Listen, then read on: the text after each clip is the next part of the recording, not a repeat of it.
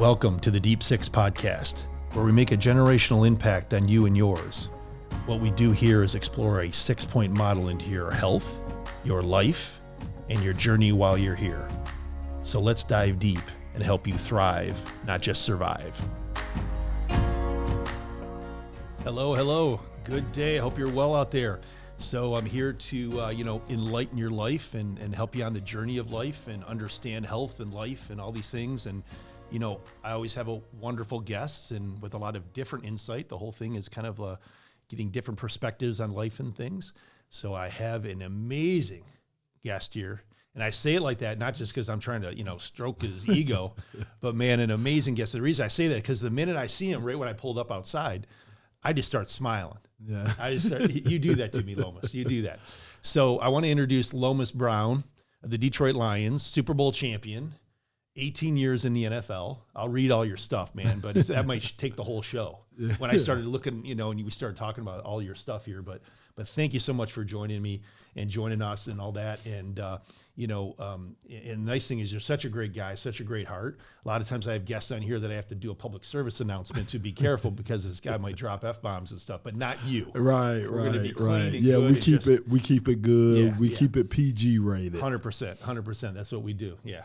But anyway, thank you so much. And it's great seeing you outside of the office or outside off the field. Yeah. You're right, because you only see me, like you say, on the field or at the office. So you're right. It is good. Well, you always say we got to break bread. There it is, right there, Doc. You know that's my magic word right there. He always says to me, "We got to break bread, Doc, soon." And guess what happens? We haven't. No. Yes. The man is still too busy. waiting.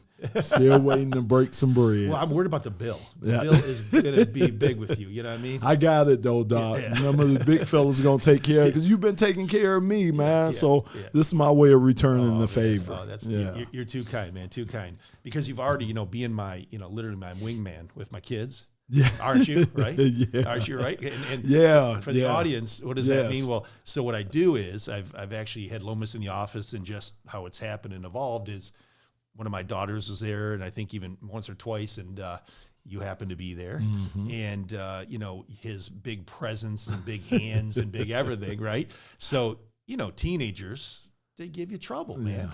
They give you trouble. Yes. You've lived it, you know what I mean? Yes. And even if they're great kids and doing good stuff, and your kids are lovely, I know, some of them.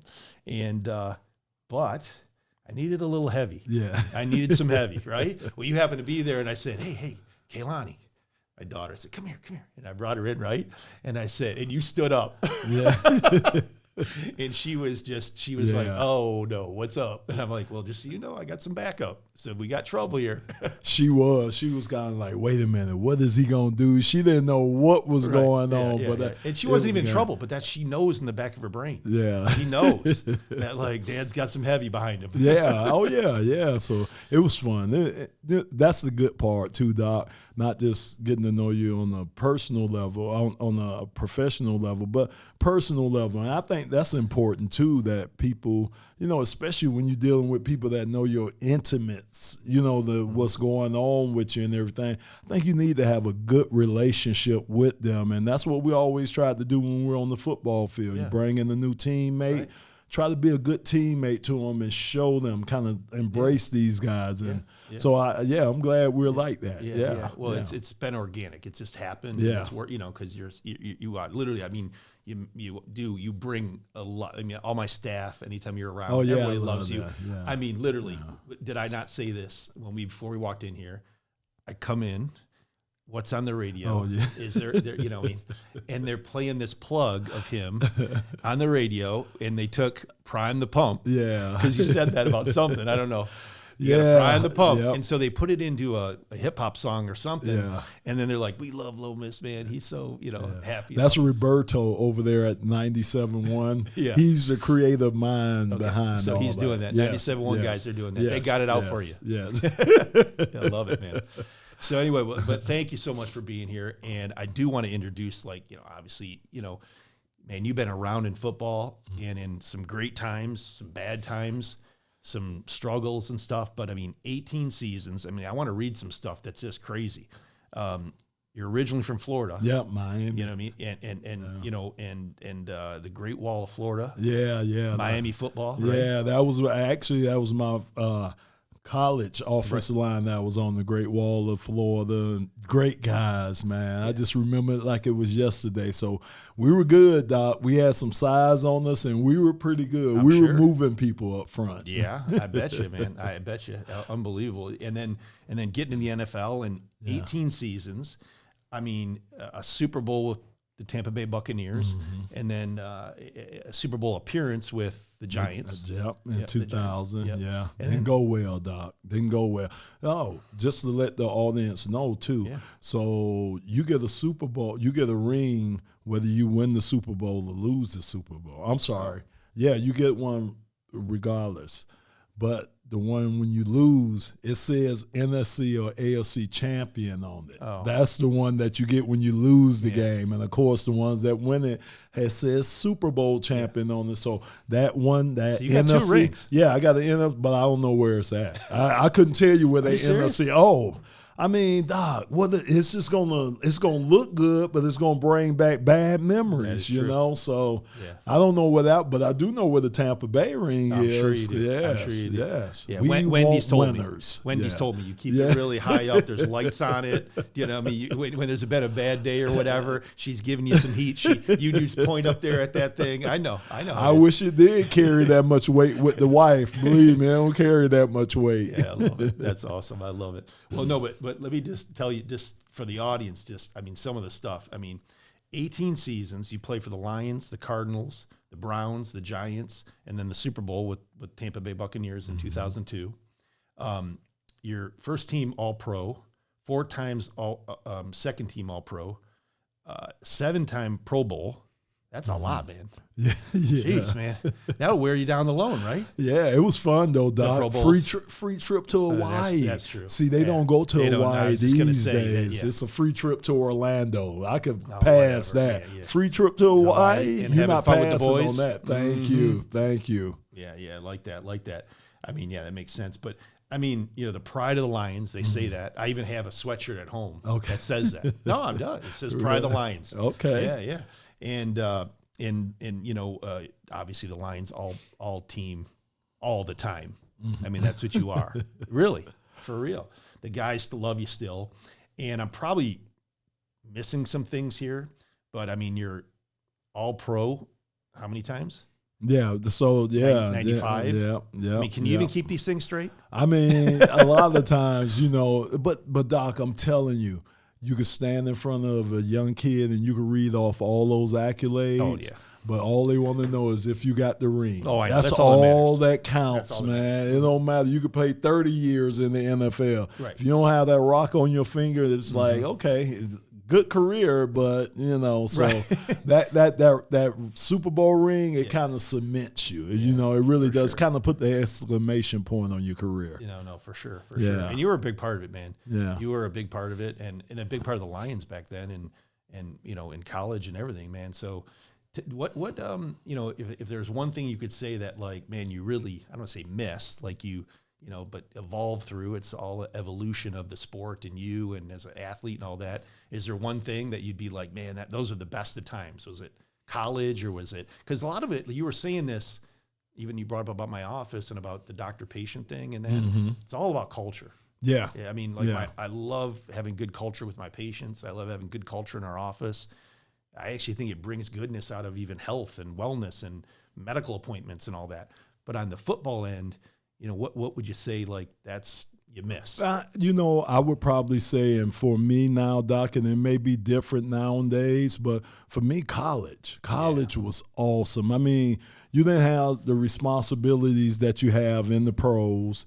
You weren't getting paid back then. They're getting paid now, but we weren't getting paid. So you want to go back? Oh, you'd like to go back? Oh, man, I want to go. Different world. Yeah, Doc, the money they're making now. I know. You know, and it was just, you played because you loved the game. You played for the game back in college. And I just think it's a little different now. With so much money involved in it. You know, you got the NIL deals, you got the transfer portal. College football just looks so different than when I was in college. And I just think now we kind of teaching the kids the wrong thing. When you come upon tough times, go jump in the portal. You know, go to another team. Go see if the grass is green over there. I don't think we're teaching kids to stick with it, fight it out. 100%. You know, you're going to go through some rough times, but that's going to help you later on down in life. And I just think that's what's going to be missing when these kids become adults, because some of the things that we've taken out the game, some of the struggles that we've taken out, you know, they're not there anymore. So it's a different landscape. But if to answer your question, college, University of Florida, 18, 19, 20 years old, my goodness. We won't go there. No. Hey, I want you to stay married. But I will say that, it's actually, it's funny. It's like when somebody asks me like something like that, man, I miss med school. And that's going to sound crazy. Like med school is hard. I mean, it was so hard, but I had some great guys I met. We struggled together, so we grew together, you know, and you're young, and you know, when you think about it, you don't have all the weights of other things on you that life brings. And man, I miss it. I miss it, a lot of it. You know, it's kind of funny to think of that, because when you're in it, sometimes you're like probably I can't wait to get to the NFL, make some money. But when you think of it, so I think one of the take homes, for at least I would say, is that, man, you got to be in it, be present, enjoy the moments, you know, when you're, no matter what age, you just got, you know, be present and not be always just thinking about what's next, or what could be better, or grass is greener. Right. And the other thing is, don't rush the process. I think now these kids, young adults now, they want to get from 0 to 100 like that. And it don't happen like that, Doc. You know, they see the professional athlete, but they forget the journey that it took that guy to get there. They just see the end results. And I think sometimes you have to kind of show them the pathway and show them that it's going to be some bumps. It's going to be some hurdles that you're going to have to cross over to get there. But if you cross them, if you do it and stick with it, look at the prize at the end of the day. So I just think that's another thing that these kids are kind of missing, that it's a process. It just doesn't happen. Maybe certain people it happen overnight for them, but the majority of us, it just doesn't happen overnight like that. And I would argue, and this is like even in life. That's right. I mean, you know, it's someone we both know really well once said to me, and I love this. I wrote it down in a book I'm going to talk to you about in a second. But they said this, and I loved it, is don't follow somebody without a few scars. And it's like, what do you mean? Well, because they've had trials and tribulations, and they've overcome them, whether it's on the field or physically or mentally or in life, just stuff, you know. And the reason is because you learn to adapt, you learn to grow. That gifted person, not saying it can't happen, but it's really, really hard to be that gifted person that gets it like this. And then, you know, really they can drop as much as they climb fast, they can drop as fast. That's right. You're right. And I'm sure you've seen that. Right. Oh, I have, Doc. I mean, I played with some of the greatest athletes, and you wonder why they didn't make it. Why couldn't they make it? You know, but again, to me, it's like you got to have the total package. I always say that. I always say that about a pro athlete. He has a total Wendy that package. Too, right? You tell Wendy that, right? Honey, I went with the total package. I tell my wife that all the time. Honey, you don't have to worry about anything. Man, you keep good brownie points at the house. Oh, brother, you got to. Okay. You got to keep it good. I'm here to help you. I'm here to help you. I'm learning. I'm learning and everything. But you're right about that. But again, with everything in life, you know, you have to make sure that you're on top of things. You really do, Doc. And life comes at you fast, and it's not stopping. Can you believe, man? It's April. I know. Already. It just seemed like the years just turned. So, yeah, things are moving. It's not slowing down for us. Yeah, absolutely. Well, talking about this, I always like bringing up a quote. You know, when we do the Deep Six podcast, it's really about this 6-point model of just trials and tribulations of life, but also in how literally even gut health and nutrients and hormones and stress and sleep and structural stuff, and how these all can play a role into your health, but health is so important. And when I say health, I mean even everything, like mental health and life health and your brain set and your perspective, so that you can keep evolving and growing. Whether you're 20, 40, 60, 80, I mean, it's all a journey, you know? And I mean, that's what this podcast is about, and having a variety of guests. But I always like to start with a quote, and then this one's perfect for you. And it's from an Olympic gold medalist, okay? Scott Hamilton, and he says, "The only disability in life is a bad attitude." Can you tell me about what that means to you? And also tell me, because I know you've seen that in good attitude and bad attitude. And one thing I will say, brother, you always got a good attitude. No, yeah. I think you have to keep a good attitude. I mean, again, to me, that's how you keep processing through life, or keep making it through life. And, you know, just hearing that, and you're right, it just harkens me back to some of the guys that I played with. Man, Doc, you wouldn't believe I played with some guys that wouldn't get in shape. You know, that's your livelihood, to be in shape. So I take care of some current guys. I won't say who and what sport, but okay. And they hate staying in shape. They hate the off season or coming into, spring training and, camps. Oh, and I'm like, man, you got the world by the, but again, I think that's a mindset comes with, exactly. And, for me, like the time every year that I play, you can't get comfortable. You can never get comfortable because you always got somebody that's trying to take your job.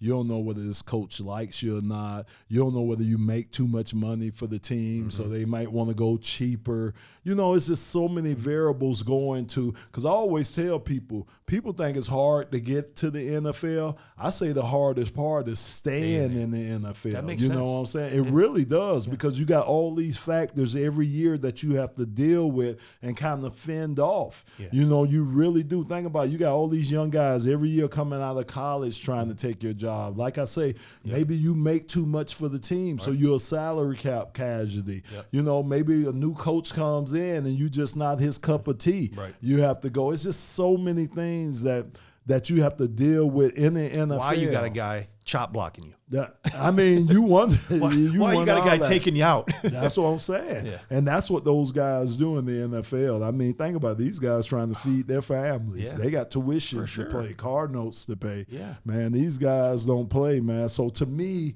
you got to put your best foot forward every single day. And if that means you getting in shape, so you're not lingering behind, you get in shape. That's part of your job description. That's what you signed up for. That's why you're called a professional athlete.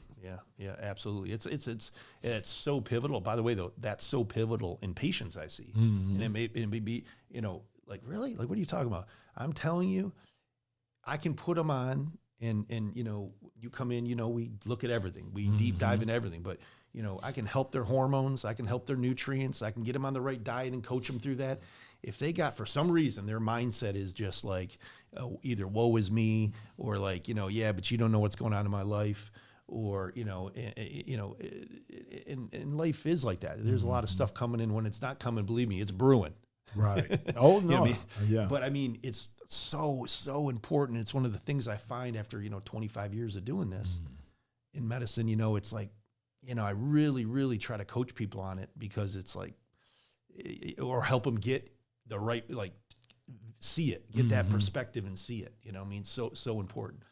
Well, I think that's important too, Doc, because like you saying, you have to kind of let them see the big picture. Right. And sometimes you got to coach them through. For me, I'm more of a guy, you have visual people that could just learn off the chalkboard. Yeah. I wasn't like that. I had to physically go out on the field and perform those plays. They could show me those plays up there, but until I went out on the field and actually went through the muscle memory and kept running through it. Absolutely. And I think that's the way with a lot of people.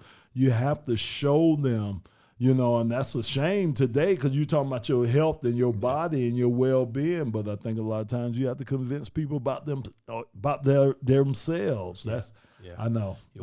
Tell me, what was one of the hardest with that? With, like, what I mean is, because the type of coach you had, and you don't have to say names, but was there a season or a time or like, man, that this was a struggle, because you're putting your best effort, but it was tough on you. You know what I mean? It was like, there's difficult parts of the journey, even in any sport. Without a doubt. Yeah. I just think, until we got Barry Sanders here in 1989, I came in 85. So I played 4 years without Barry. Now, the rumor was he bought everybody, or the line, right? Yeah, it wasn't a rumor. He bought a Rolex for everybody. Yeah, that wasn't a rumor. So I don't know Barry, but he's a smart man. Oh, because if somebody's helping me not get hit, I'm buying him a Rolex. He man, it was every year too, Doc. He took care of us That's and good, everything. So great that's guy. That's a character thing. Oh yeah, and that's why you wanted to go out and do the most you could to make sure he was successful, because he was a guy that he made sure he took care of you. I mean, in the 7 of his 10 years that I blocked for him, I never seen Barry once get up, point his finger at the offensive lineman or say, that's your fault or anything like that. And, Barry took a lot of negative plays and everything, and he could have easily got up and been like, hey, man, but never once did I see him do that. So just the type of character guy he was, that makes you want to go out there and fight for a guy like that. Every play, that makes you want to do that. Yeah. And I'll say for him, thank you for saying that, because sometimes he takes heat to how the way he exited and all that stuff, and some misunderstanding stuff and that. And the crazy thing is, I mean, you're talking the best, at least, it's debatable, I know, but in my opinion, but I mean, in many, many, many people's opinion, and, even the experts of the sport, he's the best. Oh, I mean, best ever. So, Doc, what I'll say to people that still kind of upset or mad about Barry leaving the way he left, think about this. This man gave you 10 years, 10 of the best years, right, of his best years. Think about that game. Think about for you to play football and you're really not into it. Yeah. That's when you get hurt. That's when bad things happen to you. But this man gave you 10 years of the best football, like you say, the greatest that you've seen and everything. So he wanted to walk away after year 10, and people still, bitter about that. I just don't understand that when he's giving you 10 years. And the one thing that resonates, physical. I mean, so it's physical. It's not like year 10 is the same as year 1. Well, the one thing that resonates with me with Barry was what he said at his Hall of Fame induction speech, when he said, I didn't choose football. Football chose me. Yeah. So think about that. The game chose him. He didn't choose the game. Yeah. And for him to go out there and give the game 10 years the way that he gave it. So, people that I think they're short-minded when they say that. Calvin Johnson gave 9 years. Yeah. They want to have quality of life, Doc. Sure. They want to be able to run behind healthy. Their kids. And enjoy their kids and have at least be able to, a decent brain and a decent body and decent energy for just their life going forward. It's not, obviously it's huge, important part, but it's, your life's not over at 30, 5, 6. You got more life left. Absolutely. 100%. Yeah, football is just a small part. And actually, it's interesting because, I've had other guests and other athletes I take care of, and that it's not talked about enough. And I don't even think there's enough support. And I don't know, maybe you can comment on this, but for athletes, whether you're, hey, only had a year or two into the profession, could be football, could be hockey, could be, baseball, basketball, boxing, because I know some boxers, I know that I know. And long story short is that, like, make money, got some fame, you got all these things coming your way that are great, but it can be short-lived. Yet you got 80% or 70% of your life left still. And the exit, it's like, hey, man, this has been fun, and you got a few relationships, but that's it. That's tough, man. The NFL is starting to get better with that, but you're right. Now, they got a great entry program, the rookie symposium. Everything is great coming in. But like you say, for the guys leaving the game, and the crazy part is it's more alumni than active guys. It's probably 20+ thousand alumni. It's only at one time 1,700 guys active in the league. Yeah. So you got way more guys as alumni than you do That built as the an industry. active guy. That built the industry. That talks to the people every day. The active, No wonder active players not Booger's so around angry. them. Well, I'm No wonder Booger's so angry when I'm on the golf course and he's yelling at me and he's all mean to me. What, Booger McFarland. I'm sure. And he's always giving me trouble when I'm on the golf course with him. I told you that. I'm like, geez, take it easy. He says it's because he likes me. I don't know. I think it's because he just wants. Yeah, well, y'all sound like y'all be having fun out there. No, we do. Yet, I mean, I can't beat him for the life of me. And the crazy part is that he literally, like, you know, he was riding me so much one time I was playing with him. I mean, he's like, so would you forget your growth hormone today? Oh, You forget your. Okay, so yeah. But I was dying laughing. Oh, and my then I found out God. later he's like his wife. He likes you. It's all good. It's that's all good. his way. That's his way. Yeah. So okay, I can take it now. I can take it. But he, you know, he's a little intimidating. He's not a little guy. Oh yeah, You know. Yeah, Booger's a great. He was a he's real awesome. good player. Yeah, Yes, he's awesome. yes, he was great on TV too. Yeah. Yes. Yeah, super. So well, thanks for sharing that. And I think that's such a huge thing. I mean, there should be so much more support for you know, ex-athletes, ex-professionals. I think mentally, physically, you know, medically, just, you know, not that you got to share too much, but just like you in the office with me, and I know the NFLs provide you stuff, but some of the stuff that we deep dive into and look at, you know, as you age, man, I mean, you know, it's not just the wear and tear on your body, but also mentally. And then here, if you go to the wrong, I don't say wrong doctor, but you go the wrong approach, and it's like, well, yeah, you're 50 or you're 45 now or whatever. Yet you've been performing at this high level. Your body's used to that, and it's like some people really, you do it beautifully. I mean, you know what I mean? You look just as good as you've been when you were playing. Mm-hmm. Trying, Doc. Yeah. Well, you know, you keep it lean, you stay fit, you stay active, you know, mentally and physically. But I mean, some guys come out, you know, and they really struggle. I mean, I see it. It's sad. Yeah, I mean, it really is. I mean, it's like you said, it's a physical game. It's a brutal game. It takes a lot out of you. You have to give the game a lot too. You put a lot into that game.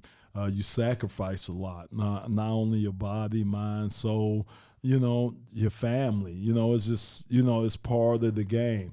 Like I say, it gives you so much. I mean, you know, I talk to moms all the time, and the one question they ask is, would I let my child play, or should I let my child play football?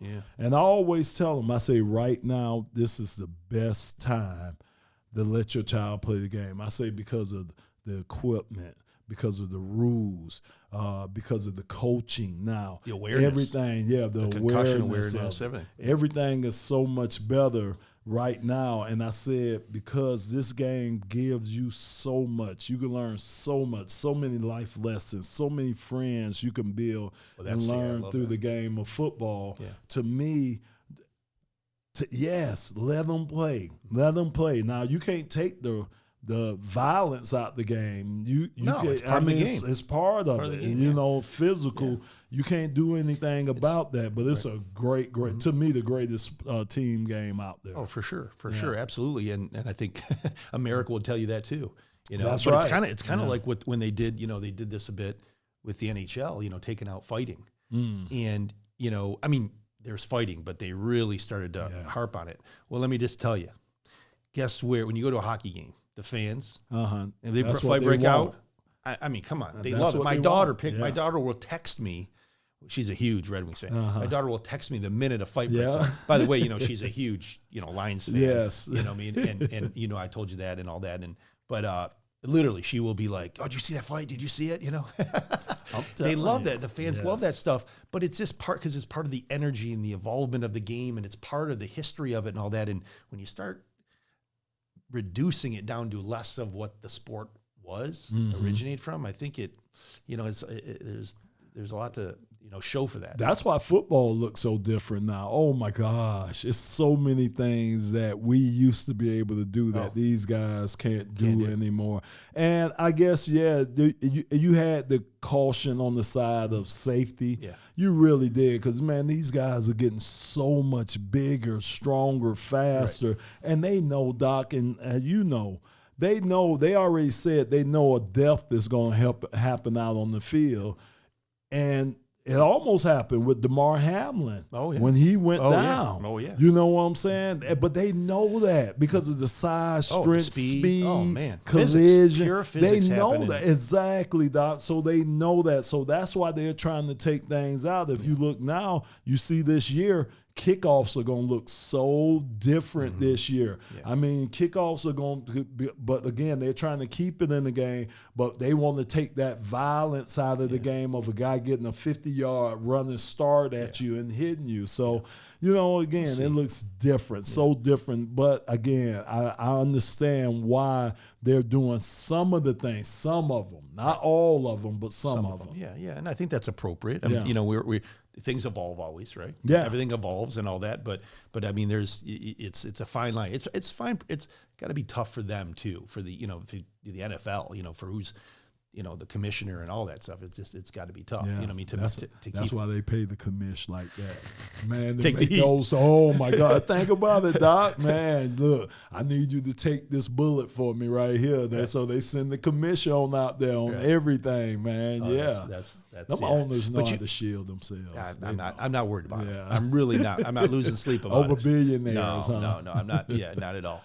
But you said something a little bit ago, and I want to just, because it's something that a fighter said to me once, and Milton McCory. I don't know, Milton McCory, great guy, world champion fighter, and I still remind him that he said this to me, and this was many years ago, and he just laughs, But you said that like football picked Barry, the talent, like just natural. You know what I mean? Yes. That's kind of what happened with Milton. And one of the things he didn't even know he was good at boxing, and it just kind of evolved for him. He loved baseball. And I always laughed with him because he said to me once, and then when he was a champion, he was a welterweight champion, and he literally said to me, he called me Jimmy. He's like, I'm telling you, man, I really wish I was playing baseball. Wow. I don't like getting hit in the head. Yeah, I'm like, oh, brother, you got the wrong sport. You ain't lying. Yeah, but he God. loved baseball. But it was just, that's what was best. He was best at. And then, of course, obviously it evolves and all that, and you get success. But, that is so interesting because you don't really think about that. But a lot of people, that's how it works. Yeah. I mean, they're that talented. Well, think about this. Barry he got 3, maybe 4 sons. Yeah, all sons. None of them got the talent he has. Yeah. Think about that, Doc. Yeah. They got your DNA, but they don't have what you had. It was God-given. God put his finger on you and said, you're going to be the greatest running back that played in the NFL. And that's what Michael Jordan, all these high-level athletes, and that's it with Barry. Like I say, none of his sons could run like he could. Right. Now, if I sat here, though, and I sat with your mom or your dad, and this making you nervous? No. So, and I said, like, tell me about Lomas when he was young, getting into football and getting into sports. What would be their perspective that they would say about you? Because I'm going to tell you, it's not just, I mean, you're gifted, that, but there's something cognitively. Yeah. So what would they say about you? Well, first of all, they wouldn't even think, they would think you were crazy because that you'd be here playing football. Because, Doc, I didn't play football. My 7th, 8th, and 9th grade year, I was in the band. I played band. Yeah. So down in Florida, down in Miami where I grew up at, the Optimists, which is our Pee-wee leagues, the little leagues, they had weight limits on them. And I could never, because it was more because of my height more than my size. Right. But I could never make weight, so I never went out. I went out once, and I didn't go out back again.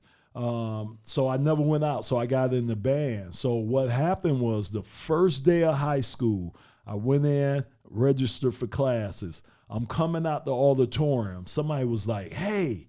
So I didn't know who it was. So I turned around. I know who it is. Yeah. So it was the principal of the school. So he was like, did you sign up for varsity sports? And I was like, no. So he just grabbed me by the arm and took me back in the auditorium, and he signed me up for varsity sports.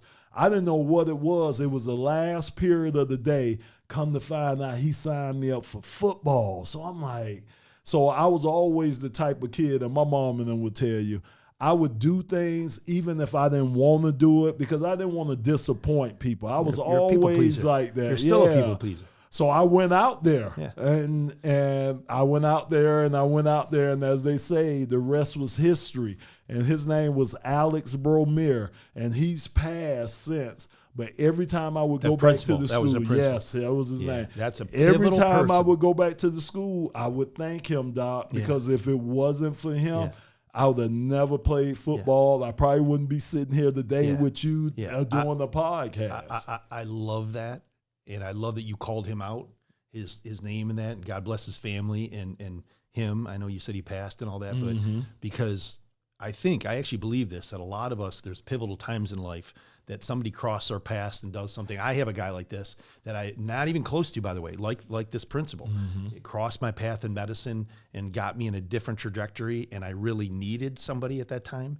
And I've reached out to him, and I think he thinks I'm crazy. No, really? Well, because I'm joking. But I mean, because we didn't really know each other well. And I had some health issues going on, and I was a doctor, and I was racing mountain bikes, and I was doing all this physical stuff. And, I had too much going on. You know what I mean? I had no business doing what I was doing because I was really a doctor. Okay. And a husband. And, but I was doing too much. I had it's why I do what I do is I discovered some things, but this guy put me on that path of like looking different into physiology and into medical stuff and diving a little deeper and not just surface level looking at medicine. It's what the 6-point model is. I mean, the 6-point model is a deeper dive into your health and into your life, Right. And so this guy who was a Polish physician, he ended up moving to Atlanta. And so on LinkedIn, we've communicated a bit, but I mean, he barely remembers me. I'm like, remember you met me at that coffee shop and you kind of turned me on to this. And then I went to this conference and all that, but he was so pivotal, man. Wow. So pivotal for me to help people. Yeah. I mean, I look at it, I'm so grateful to him. And, but those things happen, But man. that's why I tell young kids when I talk to them and I tell them that story about me with high school, I always tell them at the end, always never close your mind to opportunities. Yeah. Never do that. And Because if I would have did that, I wouldn't, if I would have said, no, I'm not going out there. Once I found out it was football, I wouldn't have never, and that's why I try to tell. And I also tell them, Doc, you never know what form or shape or size that opportunity is going to come in. Yeah. You don't know how opportunity is going to look. That's why you got to keep your mind open. I love that. And I love that, by the way, because it reminds me of something a physician that's a mentor of mine says, is that be married to your questions. Meaning open-minded, not your answers. Yep. And that's everything in life. And by the way, I'm going to go home tonight, and I'm going to tell my son that's in the band, suit up, brother. And he's going to look at me, which, by the way, he'll probably break in half because Noah's not too thick. Yeah, he's got to thicken up a bit. Maybe you better let somebody like his principal or somebody I'm in going the to say, school Lomas come has told up me, to like, him. you're a perfect candidate, to be on the line. Oh, my God. He'll run, by the way. Yeah, I don't blame him. Yeah, that's awesome, though. I love that. So, is there something that you don't mind sharing with us, like whether it's a physical injury or just something health that wasn't right or something that, maybe even after football or something like that, you had to overcome, or maybe even an injury that, you still kind of like bothers you or lingers or something, and something that's helped it, do you mind sharing that with us? Yeah, no, I mean, I was blessed. I'll first start off by saying that by playing 18 years and just having my knee scope. That was the only thing I had done, no other surgeries. Yeah. One knee scope. Yeah, I mean, how much Motrin, though? Veins. How much Motrin? Well, no, yeah, that's why I think got my stomach kind of messed up too. You talked about that. That's why you found me. Yeah, exactly. To fix the yeah. So I mean, I just think with that I was blessed. Didn't have a lot that went on there. I think the biggest thing for me, Doc, is more, and I think for a lot of us ball players, we talk physically, but doesn't your mental state of mind, like you said a little earlier, can't that affect your physical? 100%. And 100%. I think with a lot of us guys, you deal with injuries, but it's after people stop cheering, after you stop hearing your name called. Oh, yeah. Making that adjustment, not having the schedule, being on your own, decision making that you have to make. All these things now you kind of have to do them on your own, and it's kind of you. Whereas before it's been a team, it's been coaches, you've had a support staff, you've had all this around you. Now all this is taken away from you, and now you kind of like, okay, what do I do? Because like we said earlier, you got so much more of your life to live and everything. And then I think that's what started causing problems, because guys start shutting in. Guys start not, moving around and doing some of the necessary things. Start drinking. Exactly right. You know. If you were on pills, that becomes a little worse. You know what I'm saying? It's just everything that amplifies. You're obviously, you've lived it, so you're so on point with this.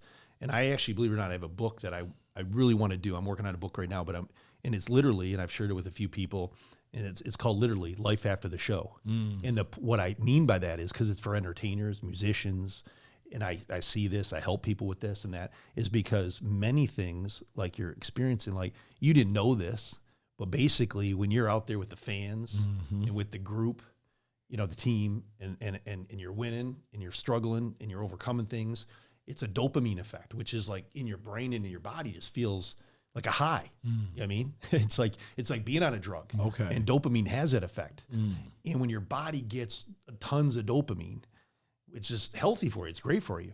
But it's the down, it's the like aftermath of coming down. I have guys, musicians that I take care of, that it's like after they don't drink, they're not on drugs, they have a show, big show, done at 11 o'clock at night. They're so hyped up and wired that they can't sleep to 4 a.m. They're physically exhausted, but it's the dopamine response. You know what I mean? Then the crazy part is, and what you were just saying about the Motrin and the Toradol, and actually funny thing is, Booger told me once that guys would line up in the locker room for Toradol shots before the game. Yes. I mean, boom, boom, boom, boom, boom, which is like an NSAID like effect. And help you out, right? Get you out there, an anti-inflammatory. Long term, that erodes your gut. I actually literally just had a patient last week that just had to get scoped and everything. New patient, ex-hockey, done retired hockey player. He's got ulcers. You know what I mean? So there's a lot of after show consequences to this, yet you have 70% of your life left. You know what I mean?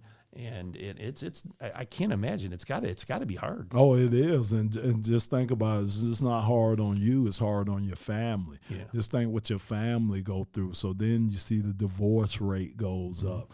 Then guys think about, why am I here?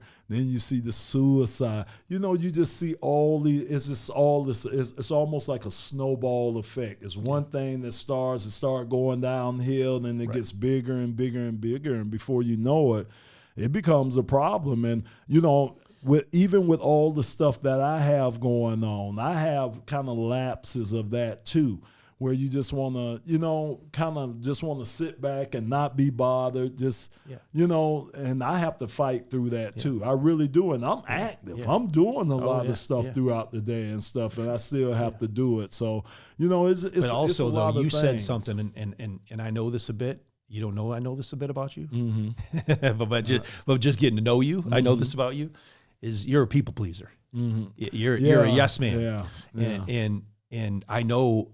And I loved to death somebody that was a yes man that's not with us. That was my dad. My dad was a yes man. As you age, that's not. There's a thing that is okay to say no, to have your. So what I mean is that way you're not always being pulled. You know what I mean? Because I call them suckers sometimes. You know what I mean? Hopefully you don't think I'm a sucker. No. You're good. Yeah. Okay, good. Well, I'm buying you dinner after this anyway. So, so at least I'll make up for it. But no, but literally it's because it's draining. It's an energy draining thing. And then there's guilt and you feel bad and all that. But people pleasers, I used to be one of those. That's why I'm well versed in it.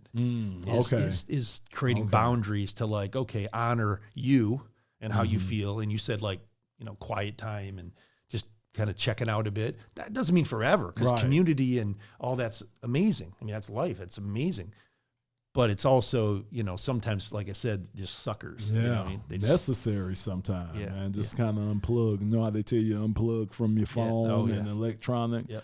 Sometimes you just have to unplug, man. Recharge it up. Rejuice it up. Oh, John. Yeah. Oh, for sure. So I don't want to miss this opportunity for us, but also for like the audience and that. So what's up with the Lions, man? What's up? What's new? What's happening? You know, I mean, God, last season was awesome. I mean, so exciting, so fun. You're on WJR and Fox. 97.1. 97.1. I'm sorry. Yeah, I'm sorry. 97.1. Look, by the way, the only reason you is should because fire me they right carry. now. No, because they carry the games. Oh, that's right. And that then makes I sense. do WJR separately. So that's Gotcha. why. Okay. Yeah, so it but makes sense. 97.1, yeah. Yes. So and the games exactly. That's why I'm confused. But Yeah. because I mean you've obviously been everywhere too, ESPN, and you've been on all these shows in the past. So that's but so you know, your show now, you obviously are talking a lot about the Lions, and then you covered the season for the whole with who's your partner? Oh, you talking about? My God, Dan Miller. Dan Miller, man, I drew a blank. Yeah. The Voice, by the as way, I call him. Yeah, the Voice. Dan Miller. They used to say when he was younger, I don't want it, but the lady killer. Oh, okay. Because the women think he's hot looking. You know what I mean? Yeah, you can tell him. The doc Voice. said all that. right, Okay. I'll let him know. I don't know at this age, but you know, a few years ago they used to say Dan Miller, lady killer. But anyway, I like that. But no, but you're the voice, of the Lions, and you were like doing the show with him and all that. So, but like, what a great season. I mean, obviously it, didn't end great, but hey, man, we're climbing. So what do you think the future looks like? Oh, man, it looks bright. I think this window should be open with the young talent they have, Doc. This window should be open the next 4, maybe 5 years for this team. That's great. Oh, it's so great. Because the city needs that. Oh, man. yeah. But think about the organization, how Dan Campbell and Brad Holmes, they come. And you know who I got to give a lot of credit to who doesn't get enough credit is Shillingham Ford. She doesn't get enough credit for bringing in the right people to help change their organization. And I've been here since '85. This is the best front office, coaching staff that have been around here since I've been here since '85. Yeah, Hands down. Awesome. That's awesome. Hands down. Yeah. I mean, you got so many ex-players on our coaching staff. You see what Brad and them have done. Now guys want to come play here. Before you had to overpay guys to come to Detroit. Now guys want to come play for Dan Campbell, come play for the Lions. And that's so refreshing. And Doc, our fans, I'm telling you, I don't care. Man, I don't know who can rival our fans, man. And I'm gonna tell you, on the road, it was so impressive. The only game we didn't really stay around and take over the stadium was that Baltimore game, and we were out of that game pretty early. Yeah. But every other game, we took over their stadiums. I mean, took over the stadiums, yeah, and crazy. Lion fans. We're loud and proud. Oh my gosh, man. Oh my gosh, yeah. So it was great. One of the games last year I went to, I literally was nervous. Mm-hmm. Okay. It was like so intense, so loud, and just get in your seat and all that stuff. And don't get me wrong, man, loved it. It was awesome and fun. But man, it is intense, and it was intense. The analogy I would do is there was a Monday night Chicago game back. It's probably 7-8 years ago. Mm-hmm. We were on Monday Night Football, and I could not believe how loud we were when we played the Bears back on a Monday. This is going back, and this was like 2 times that, and I couldn't even believe it. That's so exciting for the city. And then with the draft coming here, I mean, it's just this is the year to like just even keep on. I rode downtown today. I rode by Campus Martius just to see the stage. You should see this because that's in a couple weeks, 2 weeks. Oh yeah, it's the 24th through the 27th. Yeah. Man, this stage is unbelievable. They're building downtown, and it's gonna be something like nobody's ever seen because of how we're doing it, Doc. That's the special thing. So for people that don't know, of course it's gonna be downtown, and it's gonna be corridored off, and we got all kind of alleys, side streets, so there'll be people there. But the great thing is they're letting the general public have access to a lot of the areas. Now they're gonna have some areas where you have to have passes or whatever to get in there. But for the most part, they want this to be community based where the community gets involved. And you don't see that. I think this will be the first time it's been like that, which it should always be like that. Because everything has become, that's the one thing with sports that that's starting to get me, Doc, a little bit. It's starting to become so corporate now. Mm-hmm. You know, they're pricing out the families. You know, the common folk can't go to sporting events because it's a month's pay just to take your family to go now. And it's wrong because they're going more corporate and everything. And I think something has to be done about that because your true fans, your everyday fan. No, that's right. You're exactly right, Doc. You can't do it. I mean, when a physician wants to take his kids, and I'm like, man, I'm looking at ticket prices and food, and I'm like, holy smokes. Yes. This is for any, by the way. It's not just football. It's just the corporate is just, it's something's bad. Something's got to happen. I mean, how much is enough, Doc? They getting so much off they put it this way, they make so much off of and I'm speaking strictly NFL. They make so much off the TV revenue. They got properties that they get money off. You got concessions, you got parking, you got all tickets, you got all these other pots they're getting money off of, but they're getting the bulk of their money off TV. Yeah. So I'm just saying all this is kind of extra. You don't have to gouge the fans. Yeah, it doesn't need to be that. You don't. Yeah. You don't. Exactly. I don't know. I firmly believe that. I've heard that in other industries too, in music and all that stuff.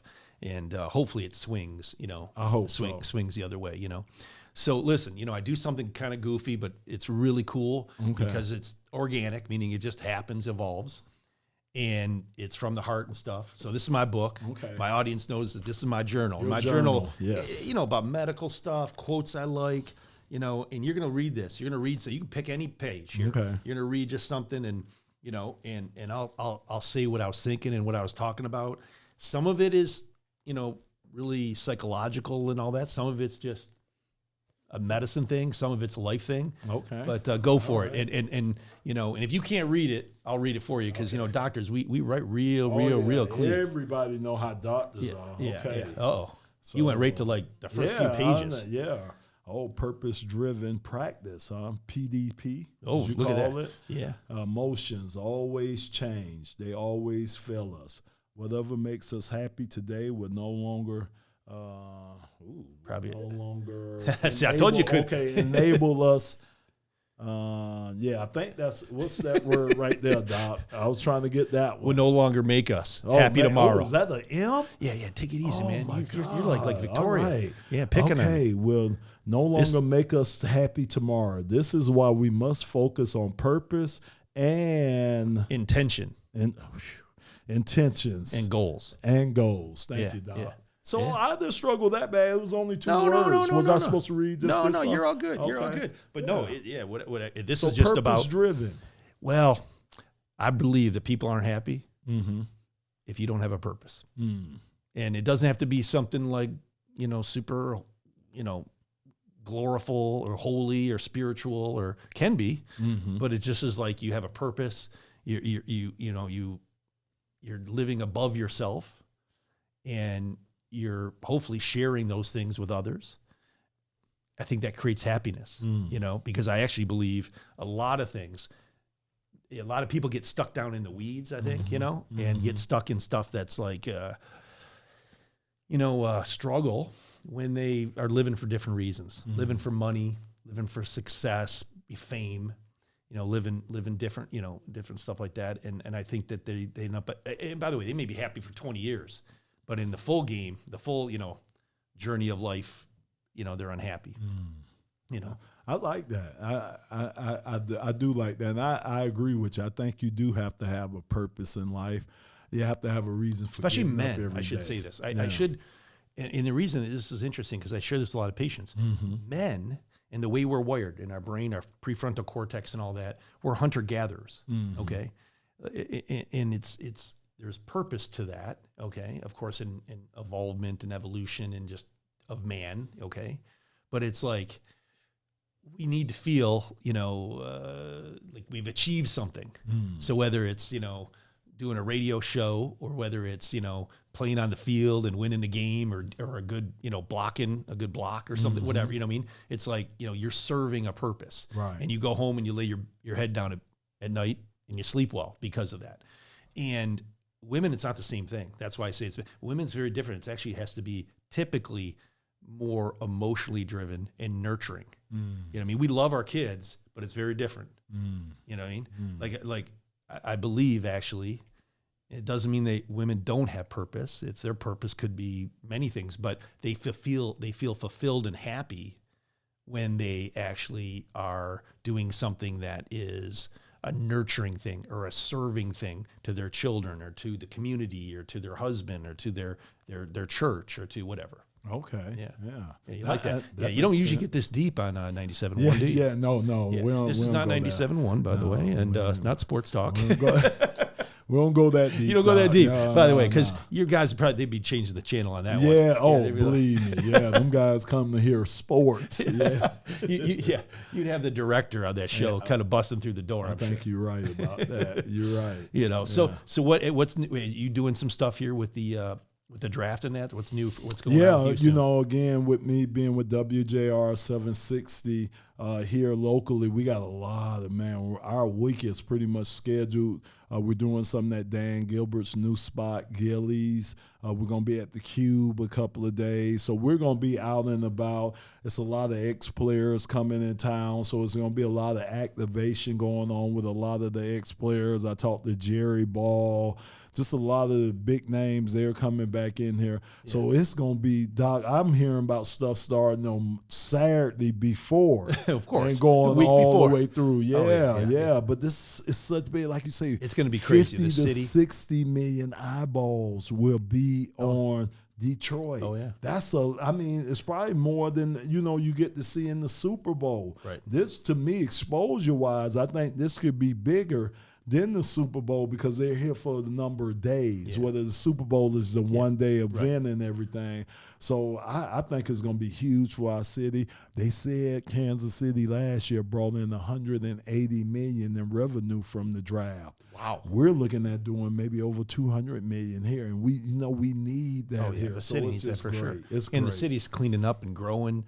And it's beautiful. I mean, when I go down there, yes, it's just I love the feel. Absolutely. My doctor, Dr. Aboud, he's been on the show. Dr. Ryan, he's actually lives downtown.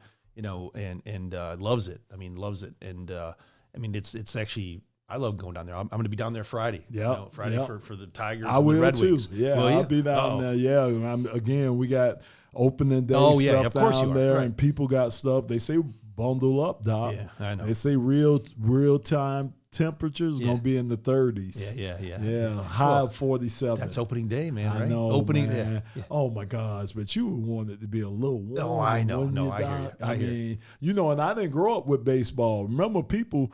When I grew up in Florida, it was only football down there. It was no Miami Heat. It was no Miami Marlins. It was no hockey teams down there. The only thing down there when I grew up in Miami was football. That was it. Miami Dolphins football and band. And band. So you're either playing an instrument or you're hitting somebody. Right. Those were your two choices. Yeah, right.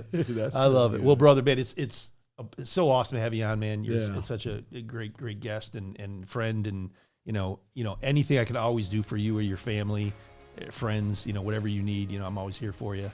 And but thank you for joining us here on the Deep Six. It's been a pleasure, man. Yeah. It's been fun. It's been fun.